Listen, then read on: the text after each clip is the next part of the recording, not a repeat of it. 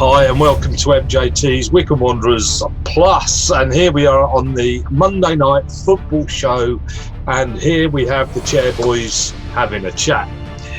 Just to say, it was my birthday during the week. I'm 58, I don't mind people knowing, and look at my great mug for the Monday night football show. How about that? Look at that, the number one fan.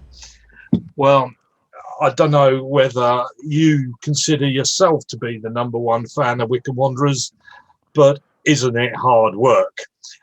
Let's go straight in there. Mind you, I think we have an excuse. I'm not quite sure about Liverpool, Kieran, but we might touch that subject at a later date. So let's hit the flying fan. Got that completely wrong, but here we go. We'll move. Oh dear.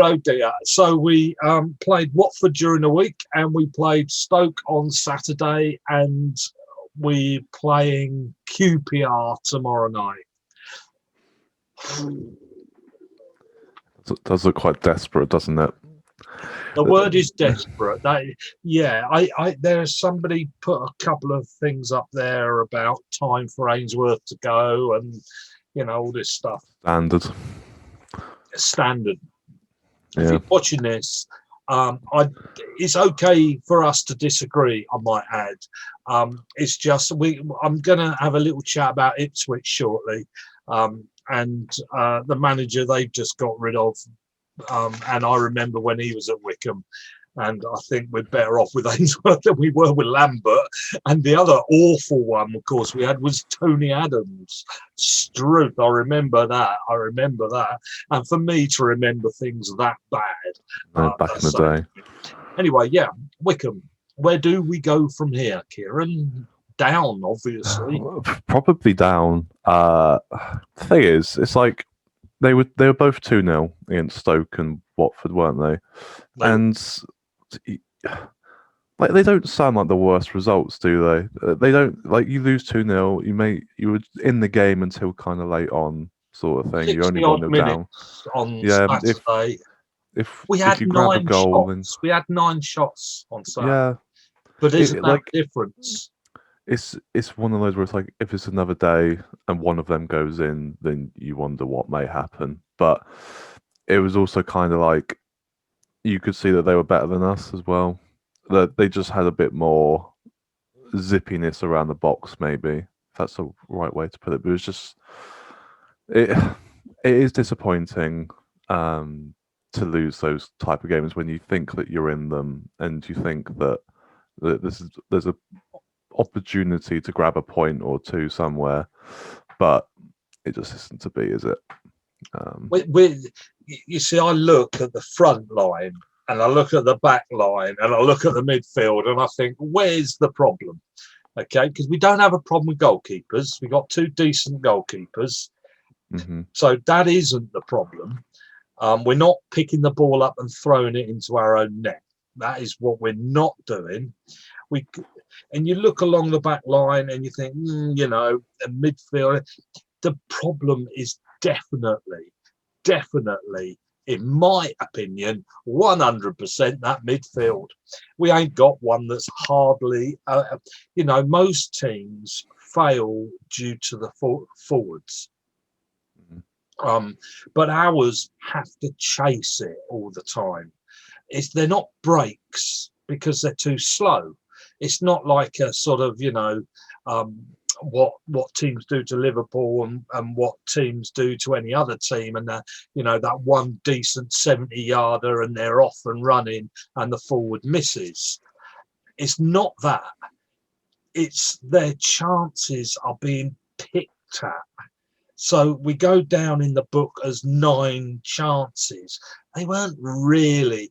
They were only ever crowded out, sort of, hoping we'd been in that.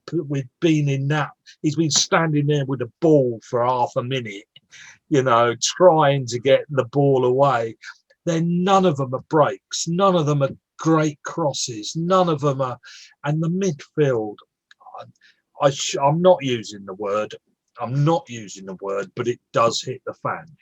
There is no question about that. And I've just done the QPR thing to go up prediction. And how do you pick McCleary or Horgan? It's not a question is they're as good as each other. It's they're as bad as each other. You weren't saying that a month ago about McCleary. No. So what's happened? I would say. See, I think the team across the whole of it is for us seeing it. It's as you said, where are the weaknesses? I don't really see too many weaknesses in it, but that's because we've been used to League 1 and 2 this whole time. Whereas I think it's a very stable and solid team, but not at a championship level. I do genuinely think it's just the quality of player. You should have seen their goal, the first Stoke goal. I know. You could never do that. No, exactly. Well, this is the thing, and that'd be our goal of the season. They're pulling it off every game. You could have a very stable and solid team in League 2 that is as balanced, or not, or maybe even more balanced than a Premier League team. But the Premier League team have an awful lot more quality, and therefore they're going to win. And so I think that's just what happens with Wycombe. We have a very stable and solid team in the lower leagues, but that can take you so far. So where do we go from here? Do we seriously go back to Division 1 and work on the theory this is our home? We are a division. We've said it for years. We are a Division 1-2 team. We travel from Division 2, occasionally hitting Division 1, and then back down to Division 2. Is this where we are, or have we now hit that bit where we're going to try to be a Division 1 championship team? It's a gradual progression, isn't it? You've got to try and gradually improve your team, which is what we have done. We were a League 2 team for a very long time. And now, hopefully, because of where we are now and what we've achieved, League 1 hopefully will become our home, let's kind of say, for now. And then we've got to try and work our ways up. We went into League 1 previously, for 2 years? We struggled, and we're straight back down to League 2. Then we went into League 1, favourites to go down, and whoops, we hit the Championship. Complete mistake, complete accident. Nobody expected it. The owners that had just taken over had a plan that in 5 years we went into the Championship, instead of which we tripped up into it, and we weren't ready. Arguably, no, we weren't ready. But then, even if we were ready, we probably still would have been favourites to go down anyway. Well, because of course we would, because we're Wycombe. We're poor and don't have the money. He could be a millionaire but when you look at the players that Stoke have got, and you're looking at they only paid 4 million for him, and you're thinking, well, how much did we pay? It is weird to think, because you think of like all the players that we've got in our team, how long they've been there. There's been some players who have been there for a good 4 or 5 years now, which doesn't happen very often in the lower leagues. Like, players move on very quickly. But the manager who's been there for near enough 10 years now, and you have a very solid owner and very solid fan base. Whereas you think of some of these other teams in the Championship, let's go for a Stoke, to be fair, because they got relegated from Premier League a couple of years ago. Team is pretty much unrecognisable from what it was. Manager's properly chopping and changing all the time. Yeah, what's his face? Neil, isn't it? It seems to be a very unstable kind of setup, whereas ours is very stable, and yet they're above us. It's just quality of the overall package, I think, and unfortunately we don't have that. It doesn't mean we're a bad team. It just means at this level we're just not quite there, in my opinion. We're always going to have a problem due to the stadium, though, aren't we? Yeah, it doesn't help. Because the way West Ham have upped it, and Tottenham are upping it, etc., is to get the money in from the fans. And if you can fill that stadium, game in, game out. So the money comes in, so the players get better. At the end of the day, we're not, if we're in League One, which is where you'll build the foundations to become a championship stable team, we're not going to have the fan base to draw enough people to come to a bigger stadium. We've only ever had from home fans maybe 4K. Yeah, and we're not going to reach the heights of 10, which would make a new stadium well, worth the it. heights of 10. This was the first time they were expecting sellouts, wasn't it? This season, when of course nobody's allowed to walk in. Could you imagine what good that would have done for the club, though? Just having a sellout stadium week in, week out, it would have been amazing. Yeah, it would have been amazing for us just as fans, because like, it wasn't too often that the atmosphere at Wycombe was absolutely incredible. no, like, it was really good. Oh, but like, that's a bit when it's unfair 10K, because the 6 kids standing in front of me used to shout a lot. Yeah, exactly. But it wasn't too often that you see a sellout stadium, and it was different when it was sellout. It was really cool. But yeah, Sunderland, Portsmouth. Yeah, that was about it, wasn't it? When Aston Villa in the FA Cup, quite a while back when we drew 1-1, that was really good.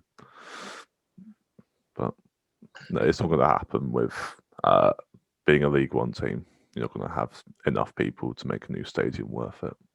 I don't. We're talking about a new stadium. We're talking about it. I doubt the owners even thought about it. No, that's a no-goer, isn't it? That's a no-goer. And so the same guy who wanted Ainsworth out, which we'll just touch on, was the other thing that he touched on was spending money on burger bars rather than players.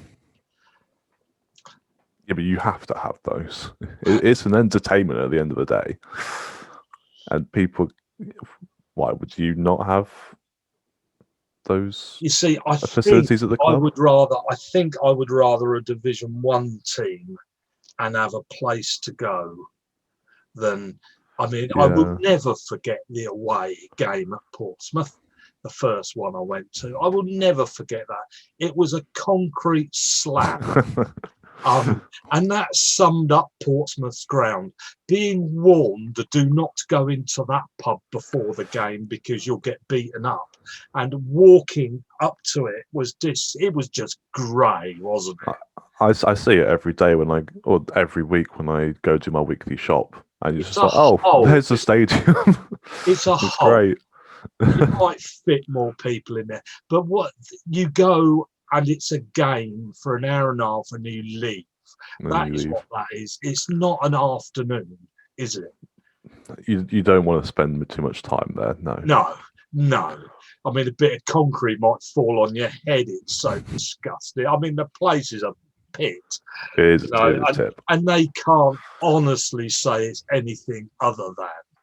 I think the place is shocking, I have to say. The idea of going to a football match in a place like that, I'm not too sure I'd even choose to go if that was what Wycombe's place looked like. I like the idea of walking into Wycombe's ground and there being a place for a drink and something to eat for the away fans as they walk in. And I want that. But it is often that away fans and away clubs will praise the way Wycombe treat them and stuff, isn't it? It's quite a regular occurrence. Like, it's a nice welcoming ground, and you have to keep that. You have to, because it's an afternoon out. I don't want to throw my Saturday away in a concrete slab. I'm sorry. I'm not going to bloody prison, I could have made a comment about half the Portsmouth fans, but maybe to make them feel at home. But I'm not going to say that. I live in Portsmouth. I know how you feel. Or how they feel. I better not. I better wear a mask next time I go. Probably should. Yeah. And now for something completely different. Yeah. Okay, Kieran. I want to do a quick overview of the Championship, and then I want to discuss Ipswich because John watches these on his TV screen. Do you know that? Oh, really? Yeah, unbelievable. I thought it got more interests. And here we go then. A quick run through the Championship here. I see Wycombe lost again. And Middlesbrough lost to Swansea. Very, very lucky to get that. That was right at the end, and I think Mr. Manager of Middlesbrough was not happy. Watford did their 1-0 win again.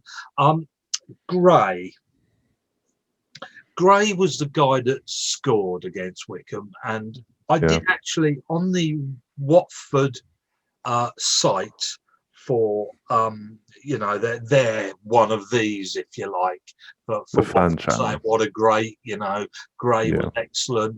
Maybe he should play in the next game.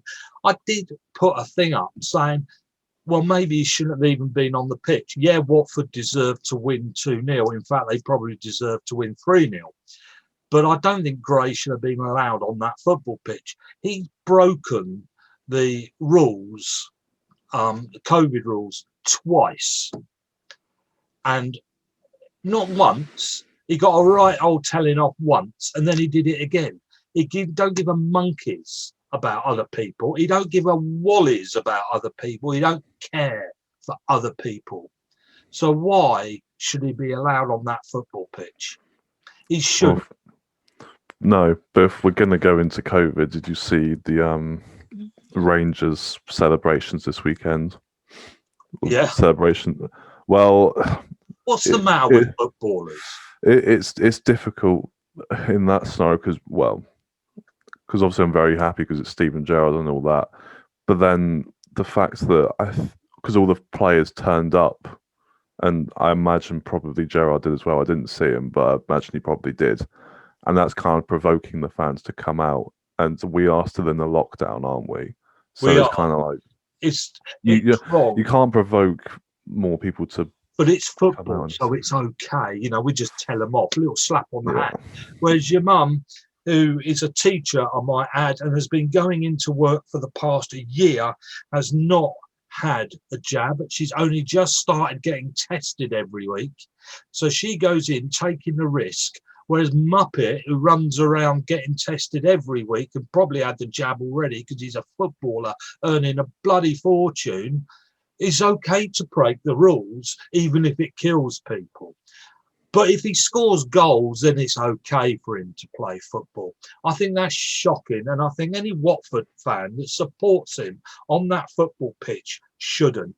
That's my personal opinion. I'll leave that there. I see Bristol City have lost again to QPR.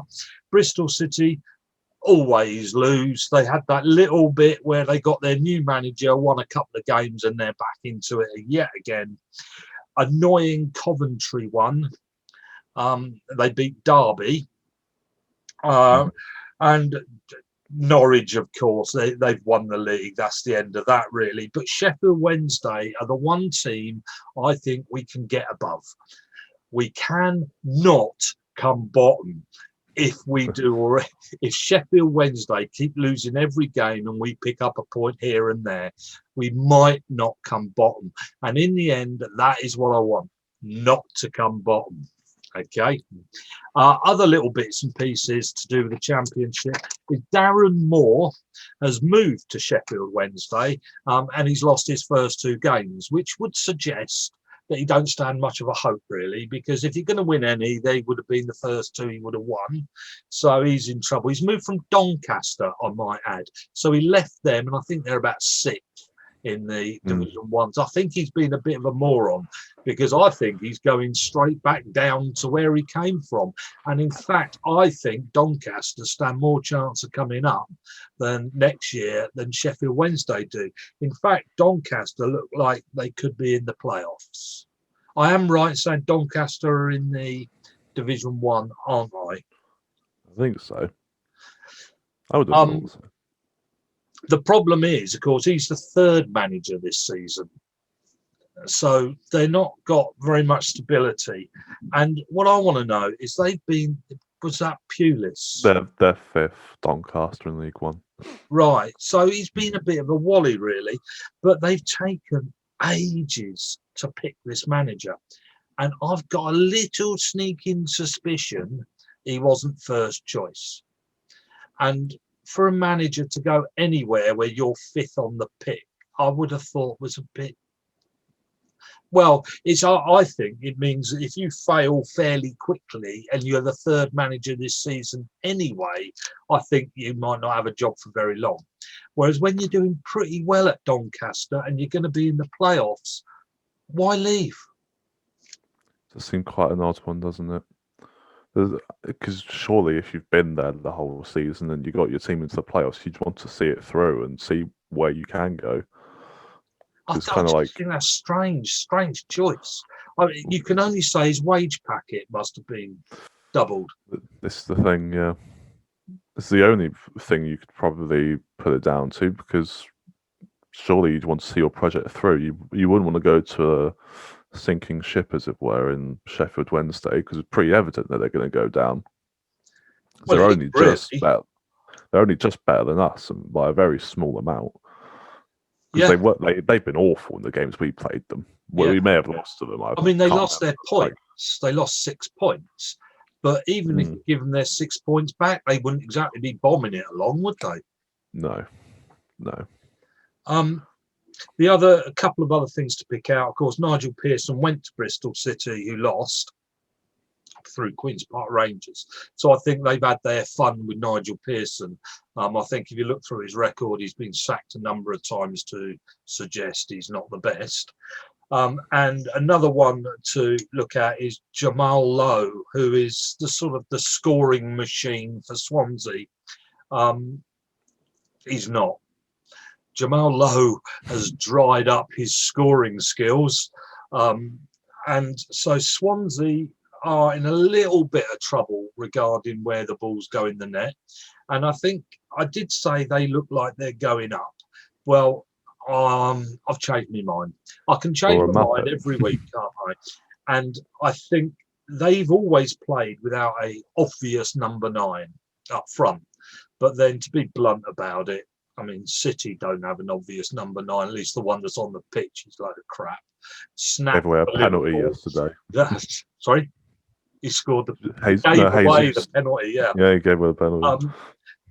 And Cooper, the manager, he's a bit strange. If you watch, well, no, I don't mean his looks. I mean, that's cruel.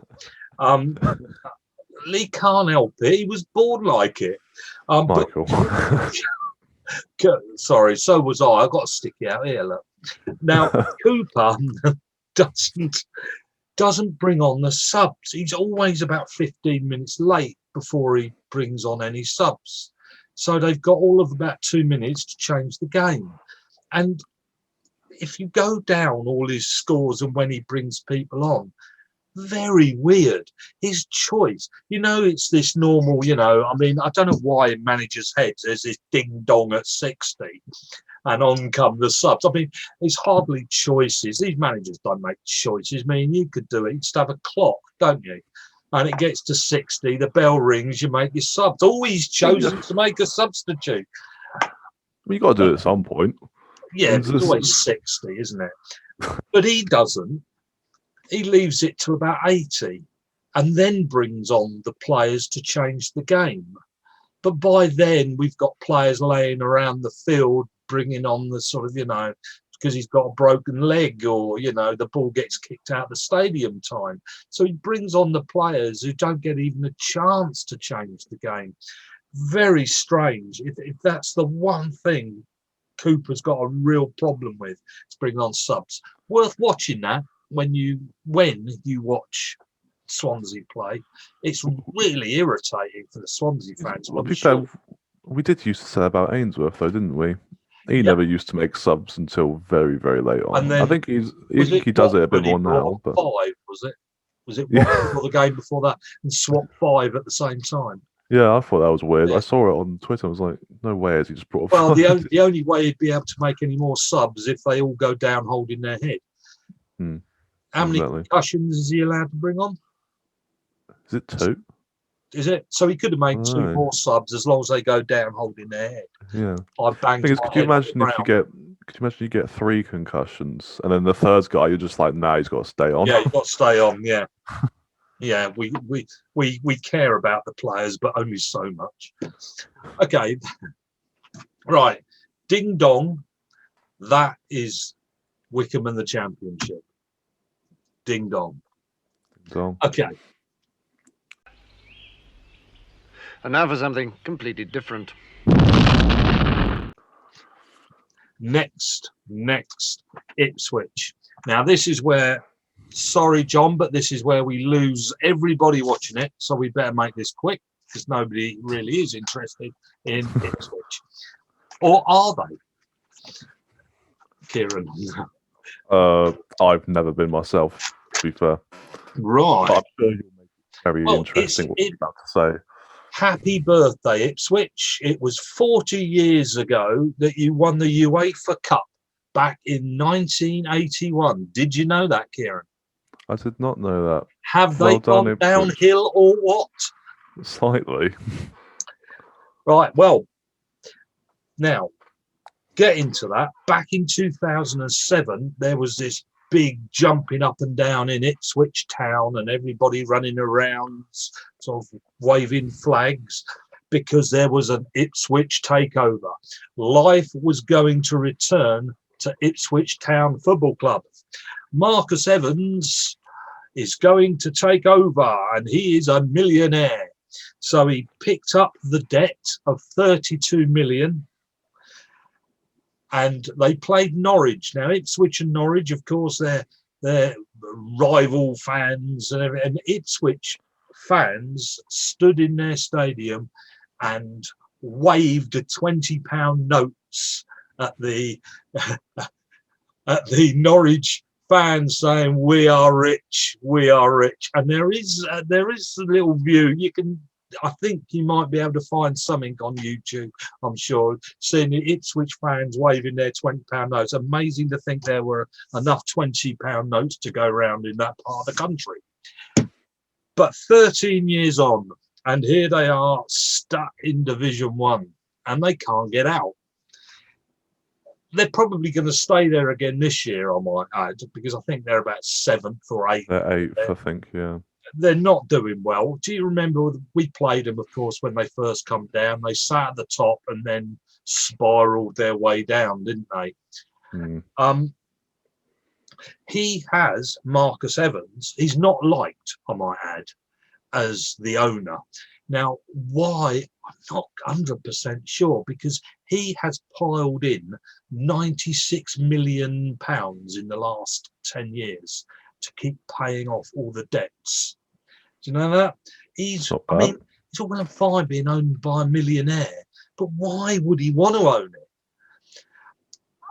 I mean, why do people own football teams? You can only say they don't do it for a laugh, and they certainly don't do it to make money.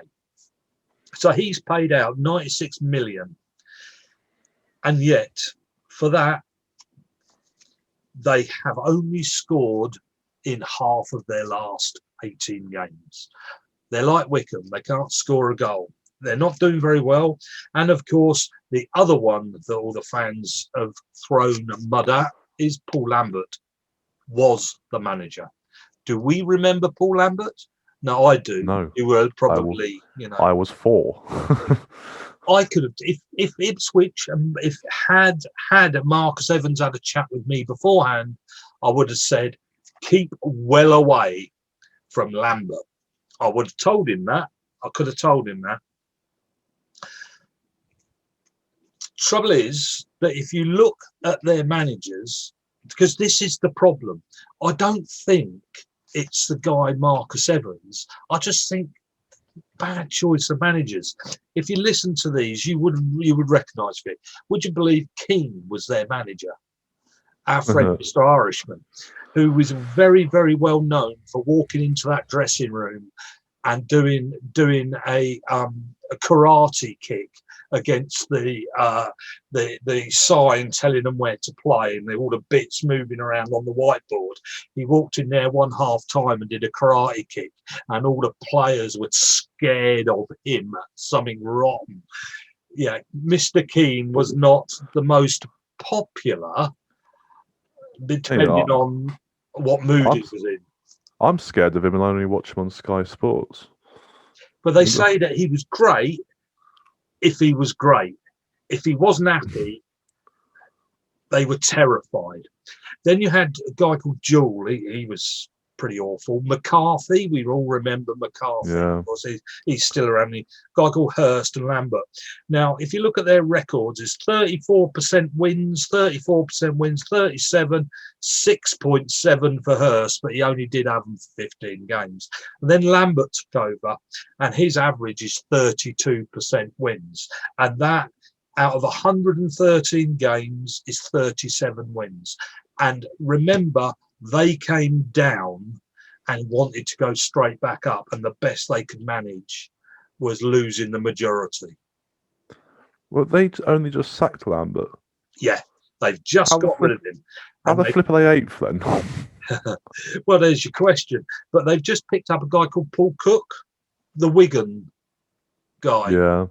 Now, to be fair to him, he's been at Southport, Accrington, Stanley, Chesterfield, Portsmouth. I don't remember him at Portsmouth.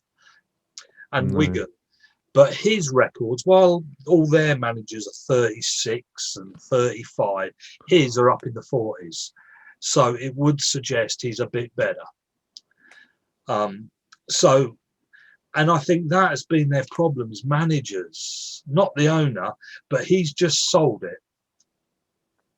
Well, I wouldn't have said Mick McCarthy's a bad manager, in my opinion. He grew They had him for a long time, he actually. Was there for about 280 matches. He grew stale a bit. Fair enough. They came down with him, didn't they? Did they? But the trouble with Lambert is that a lot of the players just had enough of him. There was a lot of talk about in the dressing room. All Lambert used to talk about was his great success at Celtic and Dortmund, rather than about Ipswich and getting Ipswich out of the league. And also 2 players, their top goal scorer Jackson fell out with him and he wouldn't play him anymore. That'd been for the last month. He wouldn't even talk to them or make eye contact. The gap between him, the players and the fans was then massive. So he's out. And so now we have Paul Cook, and we also have a new owner who's just taken over. And so with a bit of luck, Ipswich may be on the mend. The trouble is, do owners really make a difference? In terms of making the team successful? Of course they make, at the end of the day, the big financial decision as to whether you can sign a player and the big decision in terms of which managers you hire. It does all drip down. Like, if you have a quality owner, then you're going to have a good chance of having a very good team.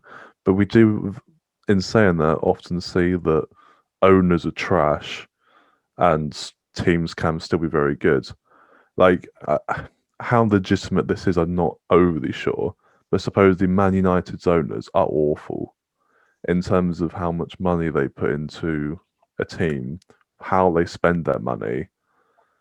Like, apparently they're really bad. So United make a profit, a certain amount each year. More of that goes to the owner as it does to the actual club. Stuff like that. So it's, the two aren't completely correlated, but I think a good owner does make a very big difference. Because this guy, he always kept well out of it. He never gave interviews. He was never there. He was just hidden in the background and running. So nobody really knew what he looked like. I mean, but he employed people to run the club.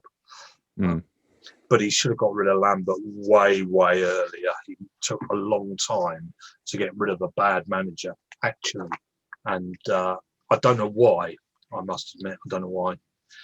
Okay, we'll leave Ipswich there, and good luck to them next year. They might come up second behind Wycombe. Yeah, Wycombe and Ipswich. Of course. That'd be fun. Yeah. So we'll see them next year, but then after that, we'll be up. And now for something completely different. Okay. We've got to hit the new Ronaldo, and the new Messi. Messi. And they are, Kieran. I'm assuming we're going to say that Haaland is the new Ronaldo and Mbappe is the new Messi. Right. And are they? If we're going to give a very simple answer, I would say no. No. No.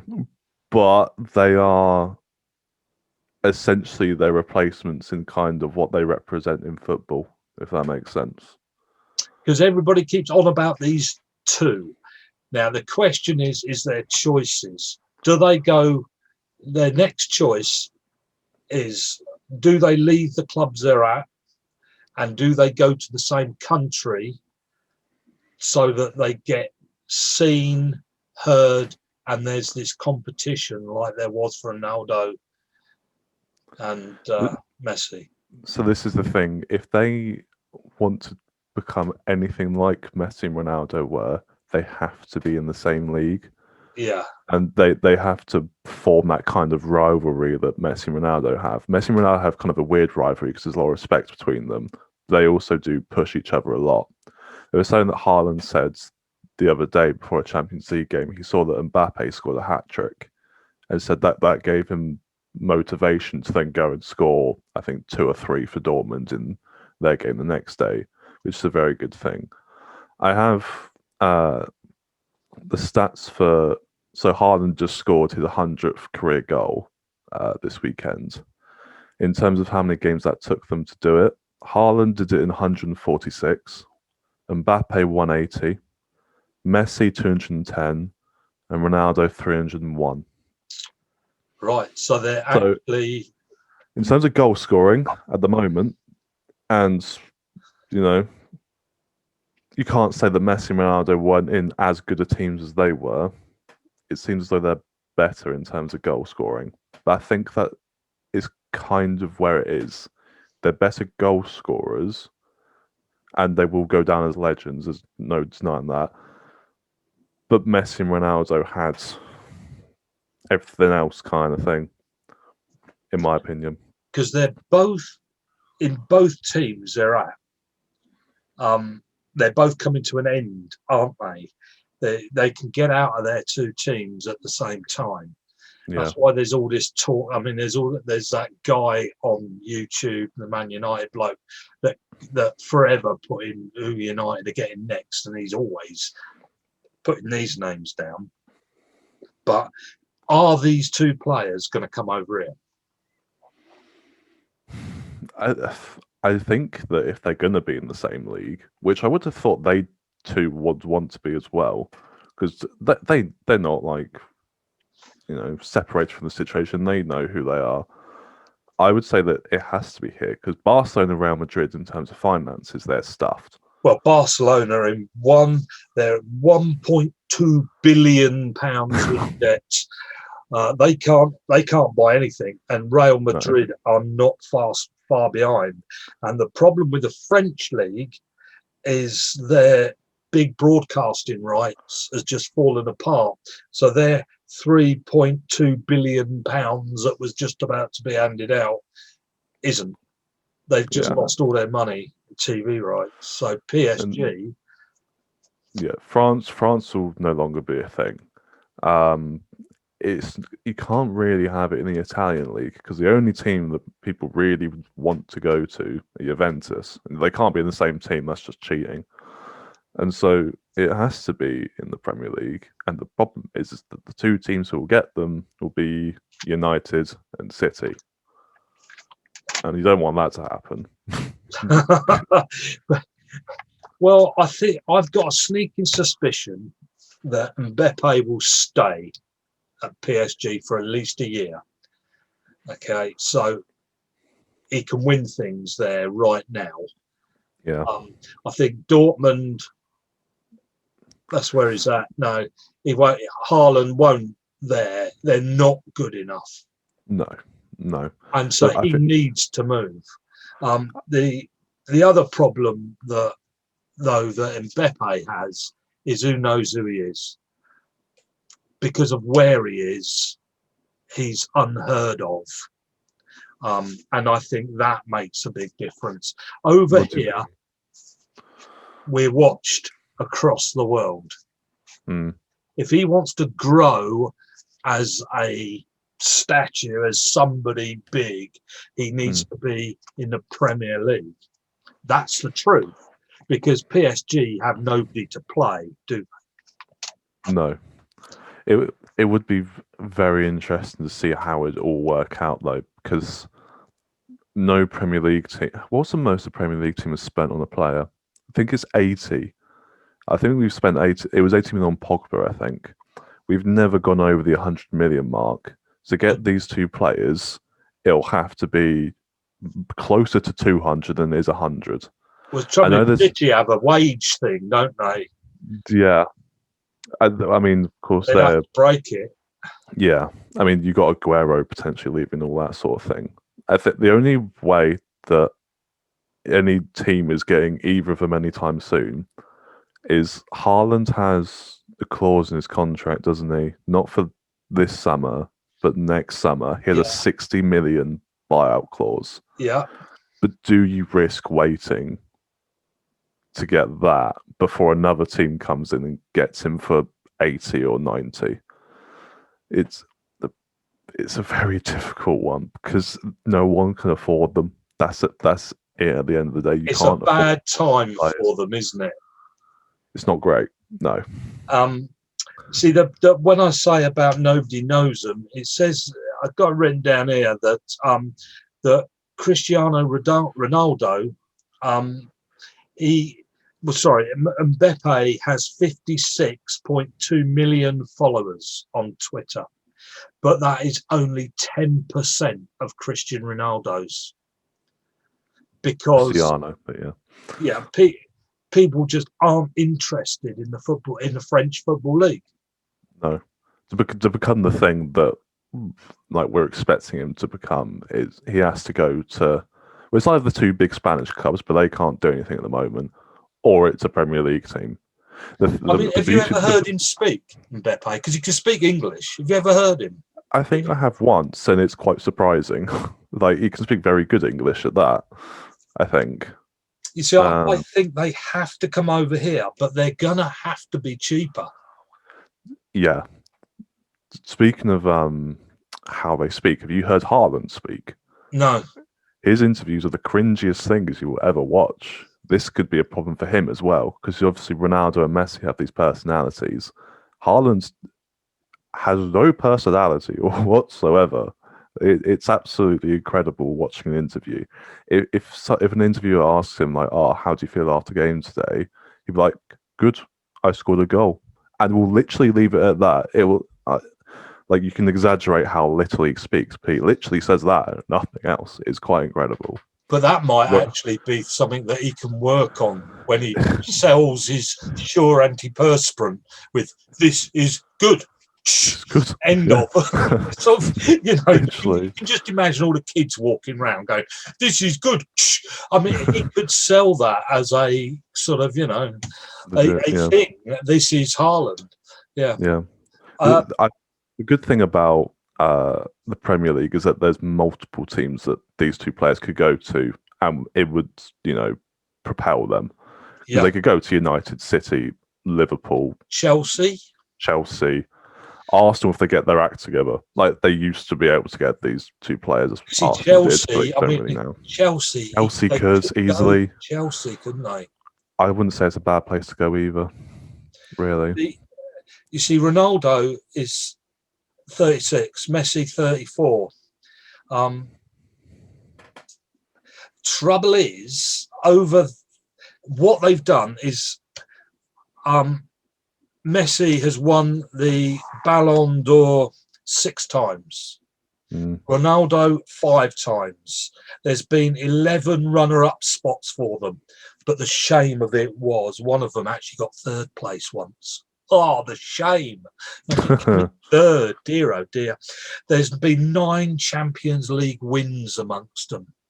Can these two, they're good, can these two reach that? Can they replace? I mean, Mbappe needs to score 40 goals per season for 15 years to catch up, and Haaland 42. They got to score in their 40s year after year for 15 years to catch Ronaldo and Messi. Will they? Are they good or are they brilliant? Thing is, Haaland, I think, could do that. Mbappe, no. I don't think Haaland's better than Mbappe, but I think Haaland's purely a goal scorer, and that's all he does. But I don't think they're as good. We're asking these two players to become the greatest of all time, and then I don't think they're that. Is this just where people love stirring it up? And are they just really good? And that's I think they're really good, and that's probably about it. But when we're saying really good, they will be the best in the world, which is kind of better than really good. But like, you know what I mean? Once Ronaldo and Messi hang up their boots, they'll be the best in the world. But Ronaldo wants to carry on till he's 40, doesn't he? I know. He's put a date on it. Yeah. I mean, Messi surely is on his way out, though. But you don't know where Messi's going to be next season, do we? Because I could not imagine him at Man City, because that seems to be the most likely place he could go.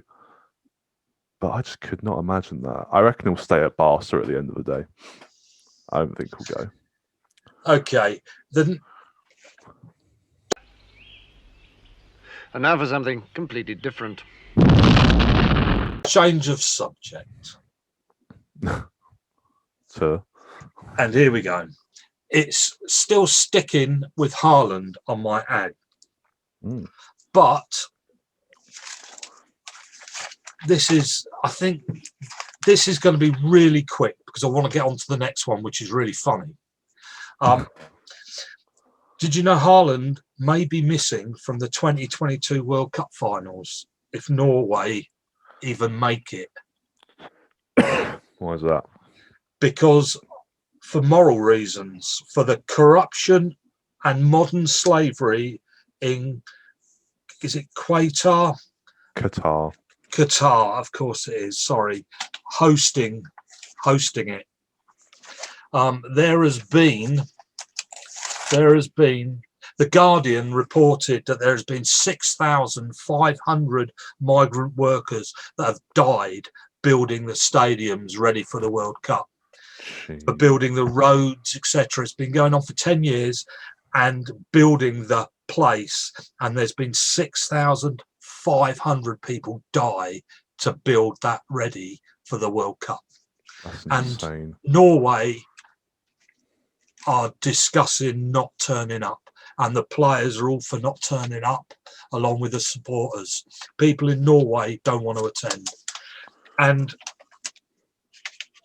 the other interesting thing was on February the 20th, I've not heard of anything like this. Not heard it. Have you? Didn't hear of any of this. I somewhat knew about it. Yeah, I didn't realize it was as bad as that. On February the 20th, the Bayern Munich CEO was on their Match of the Day programme, and they were asking all the interesting questions about football. And then out they came with, because Bayern Munich are sponsored by Qatar Airways. Oh, really? And he came out with, do you feel comfortable being sponsored by a country that causes this harm? And he went into, well, it's a very young country, etc., etc. And then he answered, yeah, but do they have an excuse for human right abuses? Is that down to culture, do you think? And the bloke was sort of dumbstruck and didn't know how to answer, because Qatar Airways, like I say, sponsored Bayern Munich, and Bayern Munich have been going there for winter training in 2011, etc. And people are dying out there through the way they're treated.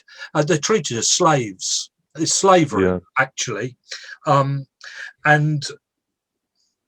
now or for a while, in their home matches, there has been people putting up banners about it in the Bayern Munich stadium, because they're owned by the fans, and their fans feel like they're being blamed, like it's their fault because it's their team and their team are doing this. They feel responsible. They're not just fans, it's their club. They feel like they own it and they have a say. So they're putting up all banners about it, and there was a protest just recently at one of their B teams playing on a Monday night. And they don't like B teams playing on Monday nights. And I don't know why I didn't get to that bit, but one of the fans held up a banner about we shouldn't be playing on a Monday night. It's wrong to play on a Monday night. And they actually banned that person from ever going to a football match again. And the reason, they think, is because actually he sits on the board of human rights against Bayern Munich. So they used it as an excuse to actually ban him from going to any football matches. But this CEO, his answer was, well, they're progressing and it's good, they're moving along, we're teaching them, we're helping them move along. But the guy said, is that a good enough reason for it? But the interesting thing, and I'll leave this as the last point, because we never hear of this stuff, but money talks. And did you know PSG are owned by Qatar as well? Of course they are. Well, I wonder if they're happy with where their money comes from. We somewhat know where Man City's money comes from as well, don't we? Exactly. Manchester City, PSG, Bayern Munich, money talks, doesn't it? How sad is that? Should we be going to the World Cup in 2022, knowing that they've actually, through slavery, 6,500 people have died? It's absurd, isn't it? You can't, surely, if you hear those reasons and you still want to go, then it's just like, I'm sure we probably will go, and I'm sure many countries will still go. But of course we will. We'll turn the cheek, won't we? We'll look the other way. We'll pretend it isn't happening. Oh, the media will not say a word about this, will they? No, it won't be mentioned. Apart from what a great time. They're more bothered about the heat, aren't they? And that's why they're dying, I might add. Yeah, that is the thing, isn't it? It's like, why is this World Cup there in the first place if it's flipping in the winter? And it wouldn't have anything to do with that at all, would it? Was it not? The last one was in Russia. Crying out loud. It's incredible, isn't it? Football. Don't matter which way you turn, it comes down to money, doesn't it? Next one will probably be in China, despite the fact that China has nothing to do with football. Okay, Kieran. And now for something completely different. Football. Next games. Do we have to talk about football? Let's get through the teams. Premier League, what we got next? I know we got them all completely wrong. Did we? Oh, I think so. Let's start. So we start from Friday the 12th. We've got Newcastle, Aston Villa. Newcastle are spiralling down, aren't they? They scraped it yesterday. They did. They scraped it yesterday. They got a 0-0 draw against West Brom. They're missing their three best players. I say best. They're three only players, probably closer to the point. And if West Brom were half decent, they got one guy up front who is absolutely shocking. West Brom. I don't know why he even bothers. He might as well. I think Sam Allardyce would be better off getting on the pitch himself. And that's the only way Newcastle survived that match. They're going to lose that, aren't they? Aston Villa will tear them to shreds, I would have thought. Yeah. Like, even without Grealish or whoever, I think he's still injured. But yeah, I will think that Newcastle will go down this year. Fulham look to be in decent form. It wasn't just results. They played a crap team then. No, it wasn't that at all, mate. That's what I'm talking about. Okay. Leeds versus Chelsea on Saturday. You can't predict Leeds, can you? No, but the thing is, you can predict Chelsea because they haven't lost yet under Tuchel. Tuchel. That won't be a draw, will it? I don't think Leeds so. don't draw, do they? Not really. They either get battered or batter someone else. So if you work on the theory, Leeds don't draw and Chelsea don't lose, that really just leaves one result, doesn't it? Yeah. Leeds pitch crap though. Is the Leeds pitch one of the worst? I think someone talked about that the other week. Because they buy some grass off of some people just to quickly lay some over the top. That's right, isn't it? I think, yeah. To try and get to the end of the season.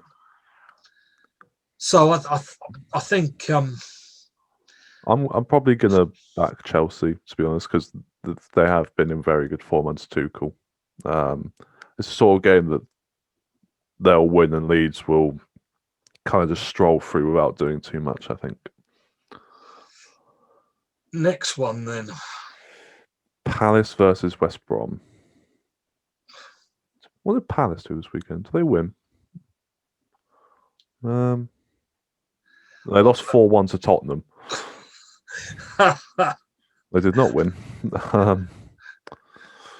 Well, what do you do with that one? I mean, none of these are easy anymore, are they? Because football has become just so unpredictable. Yeah. And I mean, I saw West Brom look really good yesterday. I thought West Brom were excellent. But could they stick that bloody ball in the net? Isn't that what everybody's problems are? Next week, we will talk about number 9s. We will find the main striker for each team, and I reckon we should give them marks out of 10. Do we have to? Because what I don't understand is you've got so few teams in the Premier League. It's one of the richest leagues in the world. Okay. And you've got to find 18 people that can score goals from around the world. Why can't they find enough people to kick a ball into a net? Why, there must be enough people in the world. If only it was as simple as that, Dad. If only. I know that's simplifying it slightly, but doesn't it come down to that? I mean, who has which is the best number 9 in the Football League at the moment? Kane. He's a number 9. I think he's a number 10 for Tottenham, actually, but we'll say he's a number 9. Yeah. Is that why 9? Manchester City are considering him? Probably because he's English as well, and Man City don't have any English players. Might be that as well. I don't see why they shouldn't get him, actually. I was going to say Liverpool should get him, to be honest. I would flip and go for him. Yeah. Because they were talking about Liverpool getting Mbappe or Haaland, but not going to happen, lads. Go for Kane. I don't see why Kane wouldn't want to go to Liverpool, unless he has something about going to another Premier League team, which I hope he wouldn't, because it would be a shame if Kane stayed at Spurs for the whole of his career and just win nothing, which would happen. And you think, all right, won't go down that line. Okay, so... Okay, well, I don't know where to hand the ball out with that. It's got to be a 0-0. That's asking for a 0-0, isn't it? Yeah, that or a Palace 1-0 win. Scoring, can you? He scored at the weekend. He scored for Palace. Was it a good goal, or did it hit him on the back of the head?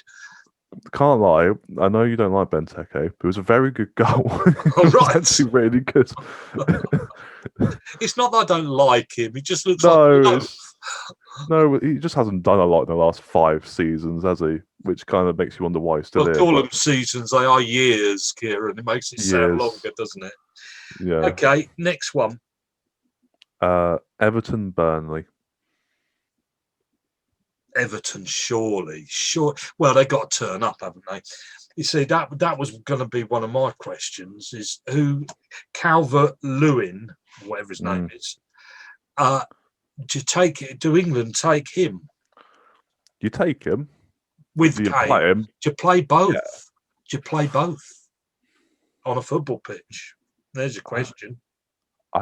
We've never really played a setup with two strikers under Southgate, have we? No. Never really done that. I don't know whether it would be worth creating the space to put him in, because even Kane just plays by himself as well for Spurs. Be interesting. Well, they get enough Definitely friendlies, take him. give it a go. So I'll see what happens. Yeah, might as well give it a go. Nothing to lose. Anyway, Everton, surely, as long as they turn up, they do have a habit of not being there. Probably And Fulham City. Oh dear, oh dear. I mean, Fulham are in good form. Keep telling yourself, keep pinching yourself. Man City just lost to United. Yeah, I know. And as long as they keep putting Jesus up front, they're not going to score a goal from him, are they? Not put Jesus at centre back in the first minute, it seems. Did you see the penalty he gave away? Yeah. Flipping out. Why is he there? What was he trying to do? Pathetic, wasn't it? He's supposed to be a footballer, for goodness sake. Yeah. No, it's got to be Man City, isn't it? It has. Form can only do so much. It's the next day where everything livens up, though. It is a little bit, yeah. Southampton, but it starts off a bit dull with Southampton versus Brighton. Well, Brighton will have 70 shots on target and miss the lot, won't they? They will. And Southampton will do probably the same. Yeah, that's going to end up 1-1 or something, isn't it?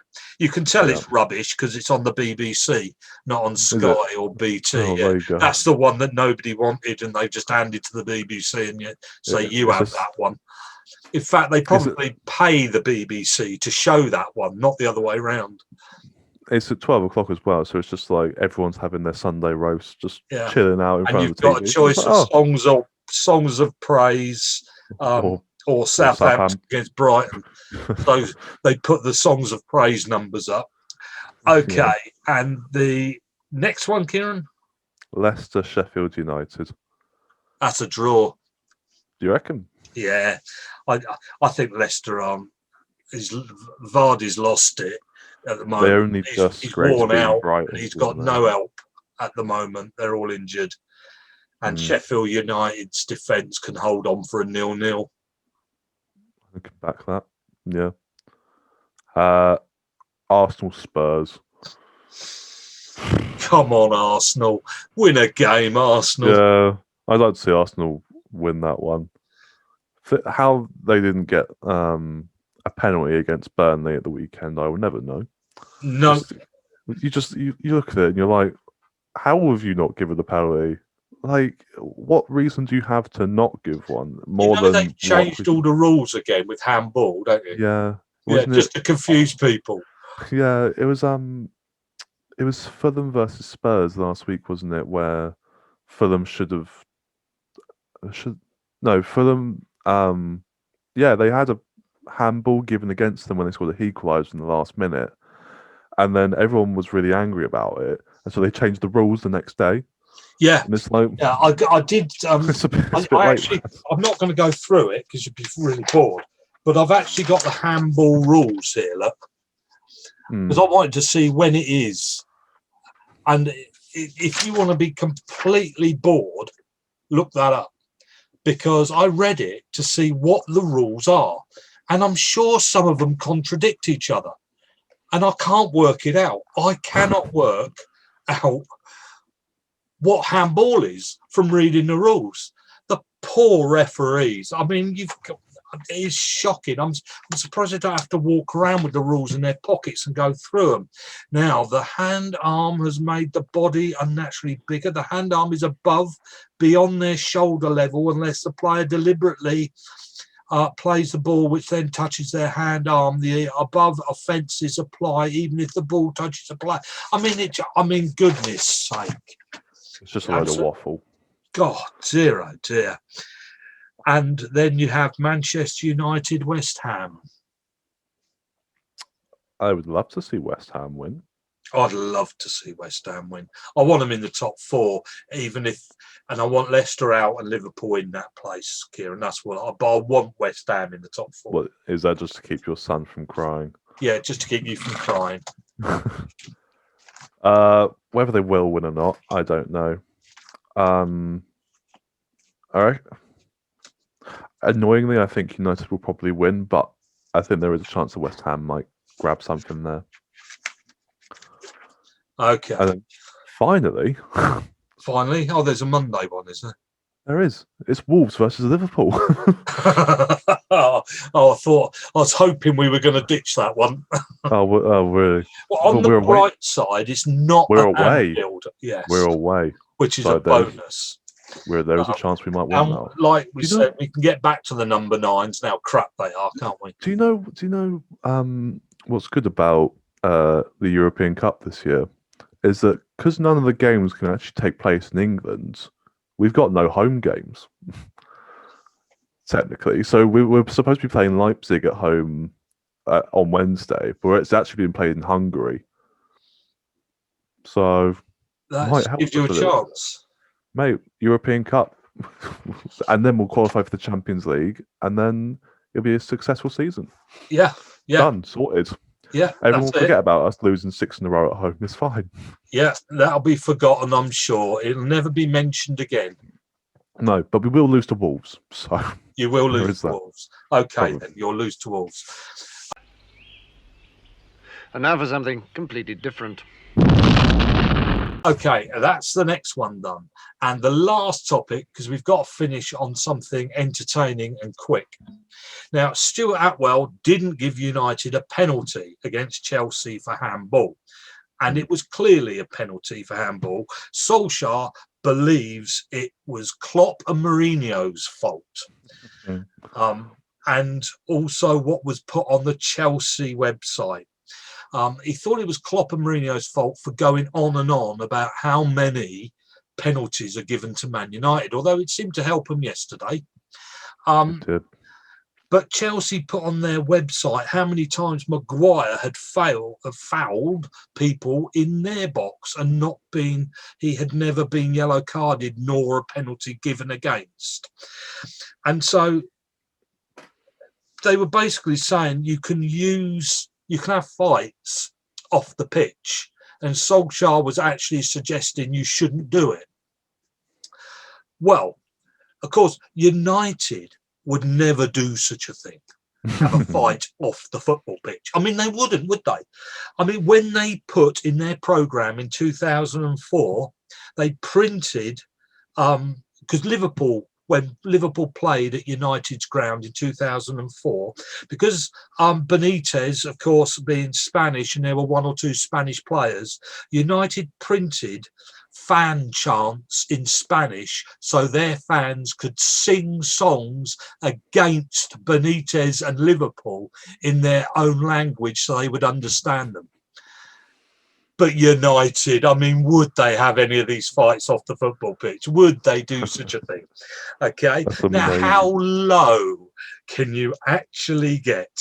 How low can you get? And of course, we also had in December 2017 the fight in the dressing room, didn't we, with Manchester City and Manchester United. City, of course, were on cameras. They were doing their Amazon Prime thing. And there was one ground they weren't allowed to take the cameras. And that was Old Trafford. Where it was. Oh, was it? Yeah. And Mikel Arteta actually came out of the dressing room with a head injury due to the Manchester United lobbing milk bottles around and having a big punch-up. But, of course, they wouldn't have fights off the pitch, would they? But the best one doesn't actually include Manchester United. No. And this, I think, is absolutely brilliant. Wimbledon became MK Dons in 2002. And then Wimbledon started a new club called AFC Wimbledon. But they met for the first time back in 2017. And Wimbledon refused to put MK Don's name on the programme. They removed the logo off the scoreboard, and no tickets or their website had the name MK Dons on. Okay, so this year, of course, it goes on to iFollow streaming to be able to watch your games. So we're bringing it right up to now. Okay, well, the MK Dons radio commentators couldn't travel due to COVID. So it was all done on the Wimbledon iFollow. Okay. But funnily enough, the scoreboard was broken and couldn't put MK Don's name on it. There were no programs to have the name on. There were no tickets to have the name on. And for 90 minutes, the Wimbledon commentary never used the name MK Dons, not once. And so there we finish. Fights off the football pitch. Thank you for joining us, and I hope you did enjoy some of that. At least pick the bit you can, pick the bits you want and miss the rest. Next week I've got 101 different topics, from salary caps to bad pundits such as us, Celtic and Rangers, which league they should be in, what do United do to win the league, West Ham, so what's this season offered, XG and understanding it, etc. I've got loads of stuff we can do. Play a bingo as to how many of those we actually talk about. Yeah. Well, we've run out of time. So we've done about an hour and 10 minutes, I think. So we'll leave that there. Thank you very much for joining us. And I was going to just say, get yourself a mug.